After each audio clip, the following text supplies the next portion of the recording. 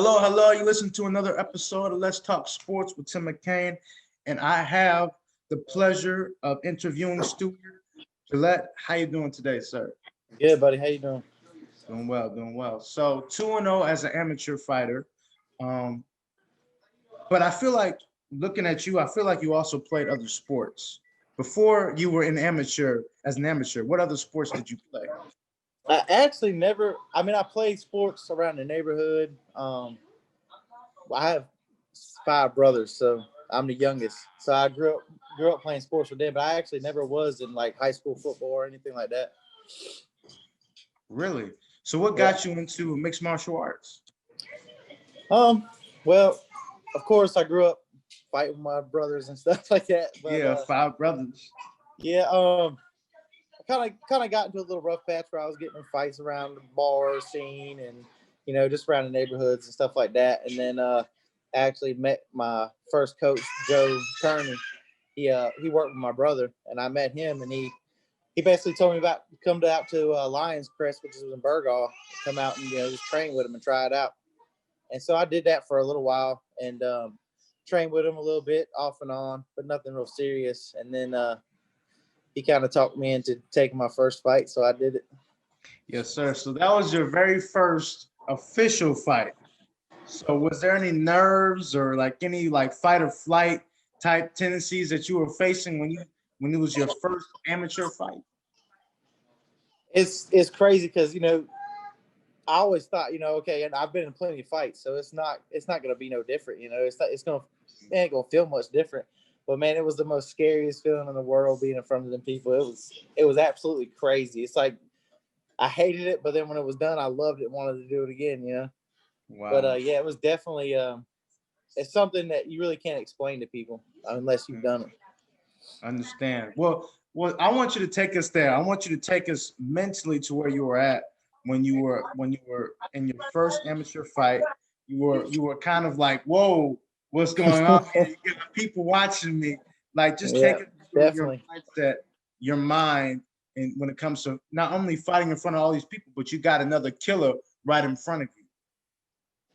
Yeah, that's the one thing, man. Is you get that adrenaline dump, but the biggest thing for me was just the being scared part. It's not that you're scared of the person you're fighting. You're not, right. You're not scared of that. It's just the what if ain't really scary. It's just the fact of letting people down that are supporting you. That's the biggest fear. And letting your coaches down, letting your friends down that came out to see you. But once you get kind of past that, it's not as bad. But for me, it was when they rang the bell and they said go, is when all of it really dumped on me, and that was definitely a weird feeling, really weird. But so what got you through that? What got you through that to win the fight in a unanimous decision? Honestly, probably after the first couple punches were thrown is when you kind of it's crazy because like my coach asked me after the fight, he said, "Did you ever see the ref?" And I said, "No."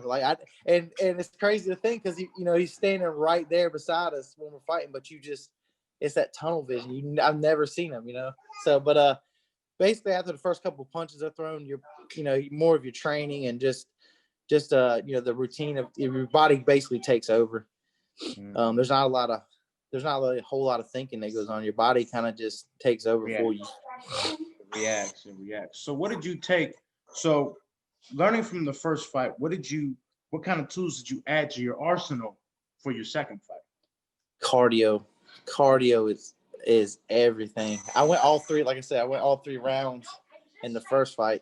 And after the first round, I thought I was going to die. I knew cardio played a big factor, but I didn't know how much of a factor it actually would play. But cardio was the biggest thing. So then I started training more at Derek Brunson's gym, and got my cardio up a lot, working with Dre and all the guys out there. And so when I went into my second fight, I felt a whole lot more confident because I already knew at the first fight I really wasn't training a whole lot. And I went all 3 rounds. So I knew, with the training increase that I had going into the second fight, I'd definitely be able to make it all 3 rounds if need be. And you ended up winning by rear naked choke. Yes, sir. the plan on that fight, the plan was to stand, but the first exchange, I kind of didn't commit to my first punch. I kind of pulled it a little bit. It obviously didn't land, and we wound up bumping each other. So I just went ahead and took him down. Like I said, my body just, that reaction takes over. Your body just kind of does what it wants without thinking. So understand. But are you a natural boxer, wrestler, striker? Like what's your? I'm just a brawler more of anything, man. But I can go anywhere really. I don't really have the best ground game, but I guess one of the big things that helps me out is just being really strong. And a lot of times you can use that strength and beat the technique a little bit. But that's what a big thing I plan on doing is training more jiu-jitsu and getting my ground game and learning that technique. Because if you got that technique and the strength, you can definitely go a long way with that. I got you. So who are some of the fighters now that you look at and you want to have a similar fight style to them that you're learning from either your trainers, your teammates, or from people who are fighting locally or UFC Bellator? I'd say people like Robbie Lawler. I like his style a lot. Cowboy Cerrone is like probably my favorite fighter of all time. Let's see. A local guy, Jamie Pickett. I love the way he fights. He kind of starts off a little bit slow, but then he opens up and he goes wild in there. So I like his style too. But yeah, more the brawling style, man. More the stand and trade. Let's see. I don't know, man. Andre Arlovsky. He's one of my favorites growing up. Yeah. Really loved his style. Just like I said, more of the brawling style, man. More the stand and trade. Got you. So realistically, how many times do you want to fight every year? I know it's COVID, and so COVID has kind of changed you. So like, I know for one, so it's a two-part question. For one, how has COVID affected fighting for you? And realistically, how many fights do you actually want to fight in per year? Man, what really hurt me, honestly, is my job. I'm working like 65 hours plus a week, and I have a 1-year-old now, so that slowed down training a lot. And actually, I was trying to get to join Port City, and that's the plan, is to be able to go to Port City and start training with John Salter and Joe Selesky and all them guys. They just got some killers in that gym, and so that's the goal, is to finally, eventually get over there. Right now, I haven't really been training. My last fight was, I think, a little over a year ago right now. And man, I fought at 185, and now I'm 218. So I'm packing on that baby weight, You gotta get back in there, brother. But yeah, that's the goal, is to get over there at Port City, hopefully. And but I'd like to fight a couple more fights, and then I really would like to try at least 1 or 2 pro fights, and then I'd like to get into coaching, to be honest with you. Really? I've already had knee surgery, back surgery. I'm about to be 30, so I started a little slow in the game, a little late. So as far as ever trying to really go anywhere with it, is not really my biggest goal. My thing is I do it because I like to do it. It's fun. Wow. It's that rush. Like I said before, that feeling is something. It's really hard to explain unless you've been in there. Right. Yeah. And, but yeah, I'd like I said, I'd like to go at least 1 or maybe 2 pro fights, and just to say I did it. And then I'd like to start coaching. Interesting. So when it comes to coaching, would you mind like training fighters? Like maybe that could be the goal too. Yeah, that's the goal one day, is to be able to just work along with the gym and help train the guys, man, and do what I can to help out the local gym. Wow, I got you. Okay. So when it comes to you being a trainer, do you know what kind of trainer you would be? Like specifically now, I know you're a brawler. So would you just train your fighters how to be a brawler, or like what are some of the things that you want to train your fighter to be? No, I'd definitely like to try to teach them the better fundamentals. I think you can teach a person how to throw what they call the correct punch, but to me, there's really no correct punch. There's more of what works for you and what doesn't. You know, a lot of times, you know, the correct style or the correct way to do something for one person is not the same for the next. You know, just like, I mean, look at Chuck Liddell. Some of his punches were so awkward. They came from weird areas. You know, exactly, but it worked.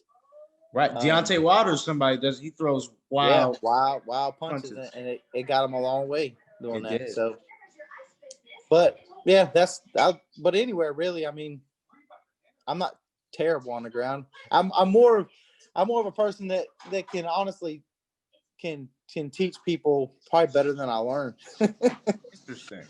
Okay. Yeah, so I got you. But yeah, I'm honestly I'm really green in the game. I might, like I said, I might have probably I've been dabbing in martial arts for probably 5 years or more now, but as far as total mat time, I probably got maybe a year of mat time, maybe. Wow. So yeah, it was something that I was never able to do consistently, whether it be work or other things going on in my life. Right. I was never actually able to be in it consistent. So one of the big things I would say to the guys out there that are able to train 4 or 5 days a week, you know, take advantage of that, you know, because it's going to get you far being able to do that, and, you know, really cherish it, honestly, because, you know, a lot of people, they don't have that privilege. I agree. So, you're working 65 hours a week. But do you have also any business ventures that you would want to do outside of yeah, man. Like right now I'm trying out taxidermy. So I'm trying to learn that, because that's been a big passion of mine for a long time, wanting to learn taxidermy. So I'm dabbing in that right now. And also I do this more of a hobby, but it does make money. I breed American bullies and exotic bullies. Okay. So I've been doing that a while. So that's a real big passion of mine, is dogs. I got you. And what led you to have a passion for dogs? Just growing up, my sisters have always been into wildlife rescue and stuff like that. So we've always had dogs around the house and different kind of stuff. But I think I got my first pit bull when I was probably 16. And after that, I kind of fell in love with that breed. And then I kind of transitioned into American bullies. Wow. I understand. So I want to transition back to mixed martial arts. And I want to ask you, okay, top 5 mixed martial arts fights that you've seen live. Like, you were like, oh my gosh, these are amazing fights. Like, what are some of the most memorable fights you've ever seen as just a fan? Robbie Lawler and Roy McDonald. I think that was an awesome fight. Shogun and Dan Henderson had some awesome fights. Let's see what else. Masvidal and Askren, really wasn't much of a fight, but it was just, I love that one. Something crazy that you'll never forget. Yes. Let me see. One of my favorites is John Jones and Rampage Jackson. That might be my. I think John Jones and man, why can I cannot think his name right now. Are you talking about I forgot that. Gustafsson. Alexander. Yeah. Yes, Alexander. That fight was a great fight. Brutal. And there's been so many, especially the last couple of years. Some of the fights there's been the last couple of years have been crazy. McGregor versus Nick Diaz. No, Nate Diaz. Not Nick. Yeah. Nate Diaz. Those were great fights, man. I feel like Nate won both of those, or Nick won both of those, but I like McGregor. I'm a fan of him. Yeah. At first I hated him, the cockiness, the arrogance. But I became a fan a little bit now. Yes, sir. So would you ever? Okay. So you're a pro fighter, and you want to have 2 fights, but you gotta market yourself. Okay. Mm-hmm. How would you want to market yourself? Like, would you want to market yourself like a Conor McGregor type, or more like somebody who's like a Khabib, somebody laid back, relaxed, chill? You know, like what kind of fighter would you want to be as a pro Yeah, fighter yourself? definitely humble and laid back, man. I get where it sells being arrogant and honestly, when you look at organizations like the UFC and places like that, man, there's an easy road and then there's a hard road. You can take the hard road where you're humble, you're laid back, you go on big winning streaks, and you still don't get a title shot, or you can be the salesman. You know, you can run your mouth, cause drama, whether it's good or bad, get your name Right. out there. So and eventually, if you're gonna make the money for them, they're gonna put you in the big fight. So, but Exactly. I'd rather take the hard route, honestly. And the hard route is definitely, you don't get there quicker, but when you get there, people respect you. Yeah, and that's the biggest thing to me in mixed martial arts in general is just respect, man. It's you go. I mean, yeah, it's good to be confident. It's good to have a little pride in yourself, but at the same time, somebody can somebody can put your lights out with one punch. You know, it's just the right punch catches you, it can end it, and then. You go Exactly. out there acting like an idiot and cocky and arrogant, and then you get knocked out. I'm sure it's going to hurt a whole lot worse. A lot worse. Memes Yeah. everywhere. Memes everywhere. Exactly. Like Nate Robinson, he's somewhere. I feel bad Yeah, for the brother. You he know what kind I'm of saying? set himself up for disaster on that one, man. He did. He did, bro. But I Cool. love Nate Robinson. I hope he comes back and does shoot. Why not go back in the ring? Why not? Yeah, I mean, ain't gonna get much worse than that, honestly. But I think the biggest thing honestly, I don't really think he could throw a punch at all with any kind of technique.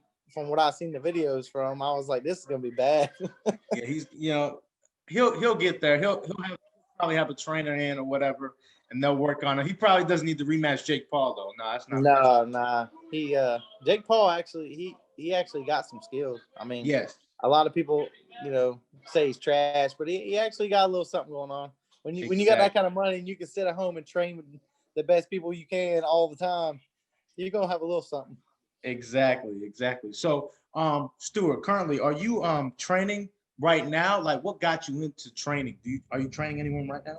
Right now, I'm not training, unfortunately, but hopefully, summertime is what I'm shooting for to get back in the gym and be steady.